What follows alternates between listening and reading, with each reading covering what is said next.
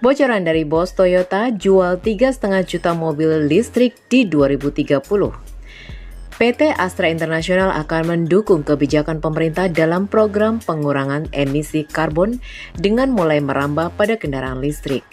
Menariknya, Toyota siap memproduksi kendaraan listrik murah sebanyak 3,5 juta. Jumpa lagi di Mechanic Adventure yang selalu memberikan informasi seputar otomotif. Vice President Director Toyota Astra Motor Henry Tanoto mengungkapkan pihaknya akan berinvestasi lebih pada kendaraan listrik dengan target sebanyak 30 model atau sebanyak 3,5 juta kendaraan listrik berbasis baterai hingga 2030 mendatang. Kami selalu mendukung kebijakan pemerintah bagaimana mengadopsi EV dan mengurangi emisi karbon. Prinsipal movement kita mengumumkan komitmen akan menginvestasi lebih dari EV dengan target ada di 30 EV model hingga 2030 dengan target 3,5 juta BEV. Ujarnya dalam konferensi pers secara virtual Kamis 22 September 2022.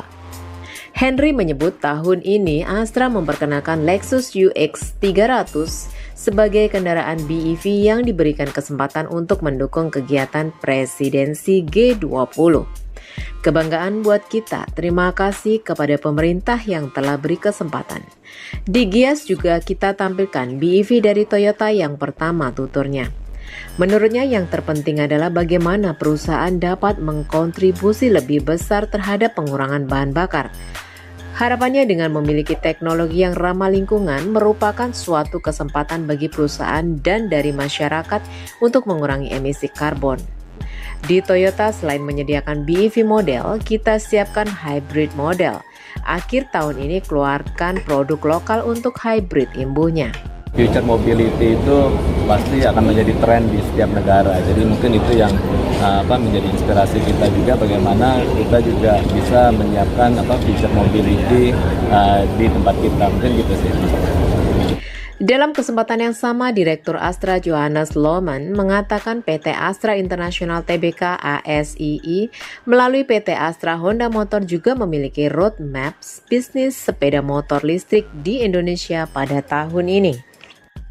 Partner kami, Honda Motor pada tanggal 13 September yang lalu telah mengumumkan akan memperkenalkan 5 model elektrik mobile dan elektrik bicycle yang compact dan terjangkau untuk masyarakat kita. Mulai saat ini hingga tahun 2024 di Asia, Eropa, Jepang, dan Tiongkok ungkapnya. Selain itu untuk penggunaan personel atau disebut electric motorcycles commuter, Honda berencana untuk memperkenalkan 2 sepeda motor listrik pada tahun 2024 dan 2025. Di Asia termasuk Indonesia, Eropa juga Jepang. Jadi untuk Indonesia pada tahun ini, Astra Honda Motor akan menyampaikan roadmap dan strategi bisnis sepeda motor listrik di Indonesia, pungkasnya. Dengan adanya informasi ini sudah dipastikan kendaraan listrik baik mobil maupun motor bakal dipastikan menjadi tren kendaraan masa depan, di mana kendaraan dengan bahan bakar minyak akan lambat laun ditinggalkan konsumen mengingat BBM harganya semakin mahal dan stoknya semakin menipis. Nah, jika Mas Bro masih khawatir tentang kendaraan listrik, saya coba jabarkan tentang mitos-mitos mobil listrik yang beredar saat ini.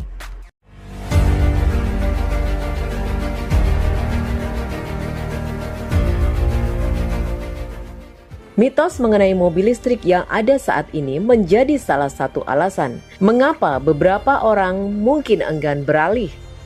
Padahal mitos tersebut belum tentu bisa dipastikan kebenarannya. Apalagi saat ini sudah banyak produsen mobil yang juga sudah mulai mengeluarkan mobil listrik.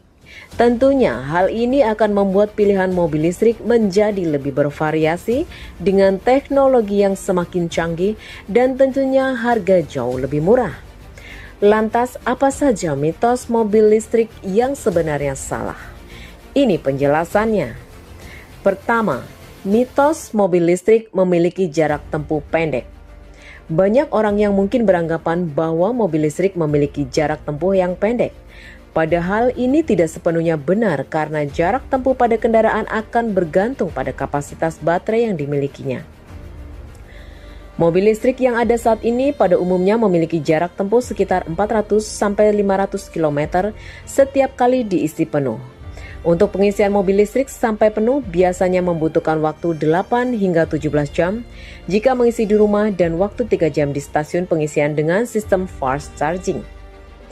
Kedua, mobil listrik mudah konslet ketika terkena hujan. Banyak orang khawatir mengenai ketahanan mobil listrik ini, terutama ketika terkena hujan atau banjir. Mengenai benar bahwa air merupakan media pengantar arus listrik, tetapi itu bukan berarti kendaraan listrik menjadi gampang konslet. Produsen mobil listrik pastinya sudah melakukan berbagai tahap uji ekstrim, khususnya yang berkaitan bagi keselamatan dan keamanan pengguna. Jika sudah lolos berbagai tahapan ujian tersebut, maka mobil sudah dipasarkan dan bisa digunakan. Itulah kenapa pengguna tidak perlu khawatir akan keamanan mobil listrik karena mobil akan tetap aman digunakan pada medan apapun. Baik itu saat hujan maupun banjir dan dapat dicuci sama seperti mobil-mobil pada umumnya. Mitos mobil listrik kecepatannya rendah. Mitos mobil listrik lainnya adalah kecepatan mobil yang pelan jika dibandingkan mobil-mobil konvensional. Tidak ada sistem mekanikal pada mobil listrik membuat anggapan mobil ini dianggap pelan, tetapi ini hanyalah mitos belaka. Kenyataannya sudah banyak pabrikan mobil listrik yang menghasilkan kendaraan dengan kecepatan yang tidak kalah dari mobil pada umumnya. Beberapa mobil listrik bahkan bisa melaju dari 0 hingga 100 km per jam hanya dalam 4,2 detik saja. Tentunya semua ditunjang dengan teknologi terbaru. Keempat, mobil listrik tidak ramah lingkungan. Mobil listrik memang tetap menghasilkan emisi CO2, namun kadarnya jauh lebih rendah dibandingkan mobil berbahan bakar bensin. Akan tetapi emisi CO2 tersebut berada di suatu tempat saja, yaitu di tempat pembangkit listrik dari PLN. Beda dengan mobil berbahan bakar minyak, emisi CO2 tersebut akan tersebar sepanjang mobil tersebut jalan. Pada mobil yang menggunakan jenis listrik terbarukan, seperti tenaga surya, barulah tidak ada emisi CO2 yang dihasilkan sama sekali. Mobil listrik menghasilkan 1,7 kg CO2 per kilowatt listrik yang digunakan. Untuk mobil listrik dengan baterai 80 kW, jumlah CO2 yang dihasilkan mencapai 85,6 kg. Sedangkan pada mobil dengan bahan bakar bensin dari 40 liter bahan bakar akan menghasilkan 92,4 kg CO2. Kelima, mitos mobil listrik lebih boros. Mitos mobil listrik juga tidak benar karena mobil listrik justru lebih irit. Apalagi jika jalan macet, kalau mobil bensin, kondisi jalan macet, mesin tetap bekerja. Tetapi mobil tidak berjalan. Otomatis konsumsi BBM lebih boros. Beda dengan mobil listrik, kalau macet, ya motor listrik berhenti, otomatis baterai lebih awet.